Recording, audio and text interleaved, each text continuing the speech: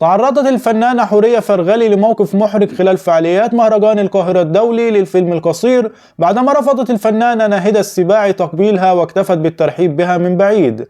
وقع هذا الموقف أمام الحضور مما أثار دهشة الحاضرين وتسبب في تصدر حورية فرغلي للترندات على مواقع التواصل الاجتماعي. ناهد السباعي تكسر خاطر حورية فرغلي وترفض طلبا لها. تداول رواد مواقع التواصل الاجتماعي مقطع فيديو ظهرت فيه الفنانة حورية فرغلي وهي تطلب منها مصافحتها وتقبيلها، ولكن رد فعل ناهد أثار غضب الجمهور على السوشيال ميديا.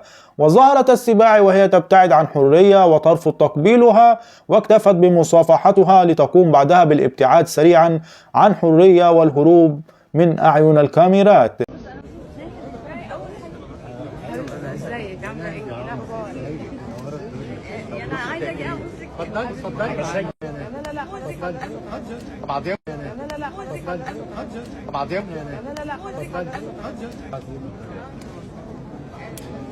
وبمجرد انتشار الفيديو على السوشيال ميديا انزعج عدد كبير من الجمهور بسبب تصرف ناهد مع حورية فرغلي معبرين عن عدم احترامها وتقديرها. وقال أحد المتابعين على موقع إكس: الممثلة ناهد بنت المنتجة الراحلة ناهد فريد شوقي وحفيدة الراحل فريد شوقي بمنتهى قلة الذوق والأخلاق قررت تحرج حورية فرغلي وتهرب من تقبيلها لأنها قرفانة من جلدها بعد التشوه، وهربت من المكان حرفيا. معقول كسر الخواطر بهذه السهولة؟ الموقف ده كان محرج جدا بين ناهد السباعي وحورية فرغلي، خصوصا انها حاولت تحط حورية في موقف محرج قدام الجمهور. ومهما كانت الاسباب او النوايا وراء الموقف ده الا انه واضح انه كان فيه نوع من التحدي اللي تسبب في احراج حورية. كمان الموقف ده بين الناس في المجال الفني بيبرز فكرة انه لازم يكون في احترام متبادل وحدود واضحة بين الزملاء في العمل، خصوصا قدام الكاميرات او في الاماكن العامة.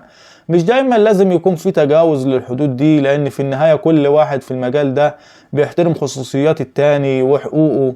وفي النهاية الفنانين لازم يفضلوا على تواصل مهني، يكون في احترام لزملائهم علشان يكون في جو من التعامل والاحترام بين الجميع. بس لحد هنا نكون وصلنا لنهاية الفيديو. لو عجبك الفيديو اضغط لنا لايك واشترك في القناة وفعل زرار الجرس.